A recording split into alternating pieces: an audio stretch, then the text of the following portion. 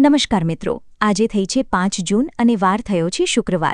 આપણે આજના હાલના તાજા હવામાન સમાચાર જાણીએ. તો મિત્રો જાણી લેજો કે આજે રાજ્યના કયા આકાશમાં થશે તીવ્ર મેઘગર્જના. જી હા દર્શક મિત્રો, ઘરની બહાર નીકળતા પહેલા આજના આ વિડીયોને તમે અંત સુધી જાણી લેજો. રાજ્યના કોઈક સ્થળોમાં વાવાઝાની જેમ પવન ફૂંકાઈ શકે છે. વૃક્ષોના મૂળિયા ઉખેડી લીધે તેવા પવનો ફૂંકાઈ શકે છે. એટલું જ નહીં, અમે તમને મિત્રો આ વિડીયોની અંદર 5 જૂનથી લઈને 30 જૂન વચ્ચે ગુજરાતના વાતાવરણમાં કેવા પલટાવા આવશે તે જણાવીશું. હવામાન નિષ્ણાંત એવા અંબાલાલ પટેલે મિત્રો એક ચોંકાવનારી આગાહી કરી છે, જેમાં ગુજરાતમાં ફરી એકવાર વાવણીની તારીખ થઈ ગઈ છે જાહેર. ત્યારે ગુજરાતમાં સાર્વત્રિક વરસાદના રાઉન્ડને લઈને પણ તારીખો સામે આવી છે. આપણે મિત્રો આગાહીકારક એવા અંબાલાલ પટેલની આગાહી, વાવાઝોડાની આગાહી, આ તમામ અપડેટો જાણીશું. એ પહેલાં મિત્રો તમે અમારી ગુજરાતની ખબર યુટ્યુબ ચેનલ ઉપર નવા છો તો ખાસ મિત્રો આ ચેનલને સબસ્ક્રાઇબ કરી દેજો. સૌથી પહેલા મિત્રો અમે તમને અત્યારે ભારતના સેટેલાઇટ ઇમેજ ઉપર નજર કરાવીએ. તમે લાઈવ જોઈ શકો છો મિત્રો, ગુજરાતને લાગુ અરબી સમુદ્રની અંદર એક નવી સાયક્લોનિક વરસાદી સિસ્ટમ સક્રિય થતી જોવા મળી છે. ત્યારે મિત્રો અત્યારે કેરળના દરિયાઈ કાંઠે ચોમાસાનું આગમન થઈ ગયું છે. કેરળની અંદર વર્ષ 2026ના ચોમાસાનું આગમન થઈ ચૂક્યું છે. હવામાન વિભાગે સત્તાવાર રીતે કેરળની અંદર નૈઋત્યના પવનો ફૂંકાઈ રહ્યા છે અને ચોમાસું બેસી ગયાની જાહેરાત કરી દીધી છે. તમે જોઈ શકો છો અત્યારે કેરળના દરિયાઈ કાંઠાથી લઈને કર્ણાટકના ભાગોમાં કેટલાક વિસ્તારોમાં તો કાંઠાના વિસ્તારોમાં વરસાદની ગતિવિધિ જામી છે. આપણા ગુજરાતમાં આમ તો 30 મે પછી વેસ્ટર્ન ડિસ્ટર્બન્સને લઈને મોટો પલટો શરૂ થઈ ચૂક્યો છે, જેની અંદર અત્યાર સુધીમાં છેલ્લા 5 દિવસમાં ઉત્તર ગુજરાત, મધ્ય ગુજરાત, સૌરાષ્ટ્રમાં ગઈકાલે સુરેન્દ્રનગરની અંદર તોફાની પવનો, સાયલા તાલુકાના ગ્રામીણ વિસ્તારોમાં તો 2 થી 2.5 ઇંચ સુધીના ગાજવીજે સાથે તોફાની વરસાદ નોંધાણા. એટલું જ નહીં, છેલ્લા 5 દિવસની અંદર કેટલાક વિસ્તારોમાં મિની વાવાઝાડી જેમ તોફાન ઊભું થયું છે.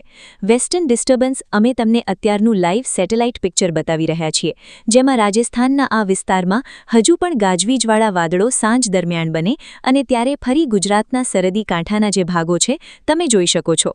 ઉત્તર પૂર્વના જિલ્લાઓ છે ત્યાં અત્યારે વરસાદનું વાતાવરણ બનતું જોવા મળ્યું છે. સાથે મિત્રો આજે વહેલી સવારથી બપોર અને બપોરથી લઈને સાંજના સમયગાળા દરમિયાન સૌરાષ્ટ્ર સહિત જાણીશું કયા વિસ્તારમાં વરસાદની આગાહી છે. અત્યારની હવામાન વિભાગની આગાહી એની ઉપર નજર કરીએ. મિત્રો અત્યારે અમદાવાદ મોસમ વિભાગ તરફથી તમે લાઈવ જોઈ શકો છો. ગુજરાતમાં તીવ્ર વરસાદને લઈને અત્યારે નકશો છે જાહેર કરવામાં આવ્યો છે.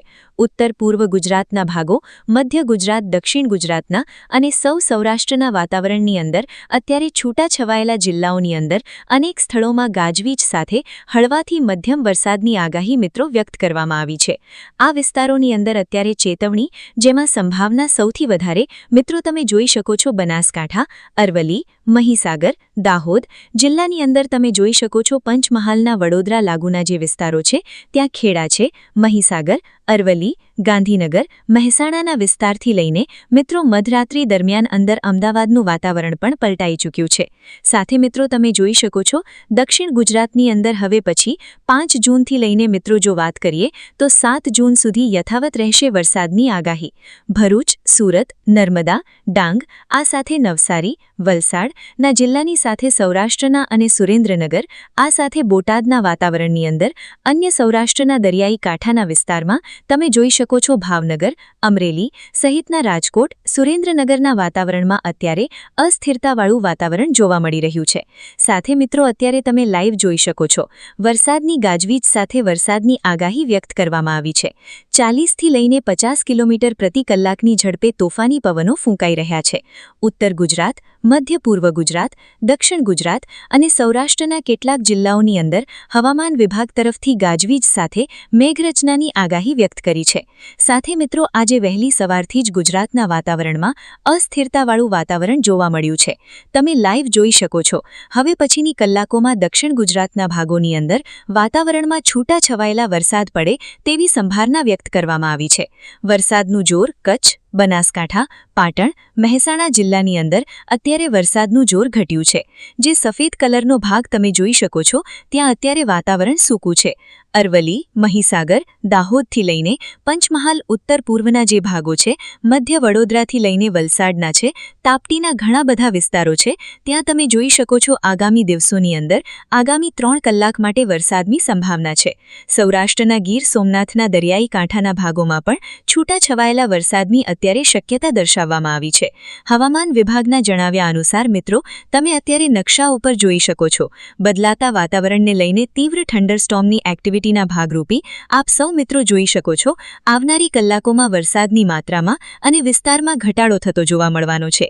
દક્ષિણ ગુજરાતના ભાગોમાં સૌરાષ્ટ્રની અંદર ભાવનગરની અંદર અમરેલીના ઘણા બધા વિસ્તારો છે, ત્યાં બપોરથી લઈને સાંજના સમયગાળા દરમિયાન મિત્રો તીવ્ર થંડરસ્ટોર્મવાળી પ્રિન્સૂન એક્ટિવિટીવાળી વરસાદી સિસ્ટમની અસર જોવા મળશે.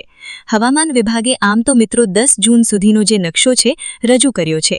10 તારીખ સુધીનું અનુમાન છે, એટલે કે મિત્રો 6 થી લઈને 10 તારીખ માટે ગુજરાતના સૌરાષ્ટ્ર અને દક્ષિણ ગુજરાતના તમામ જિલ્લાના વાતાવરણમાં અચાનક જ ફેરફાર અને બાકીના જિલ્લાની અંદર તમે જોઈ શકો છો વરસાદની માત્રા છે ઓછી જોવા મળી છે. સાથે મિત્રો હવામાન વિભાગે જે રજૂ કરેલો જે વિન્ડી એપ્લિકેશનના માધ્યમથી જાણીશું હવામાન સમાચાર.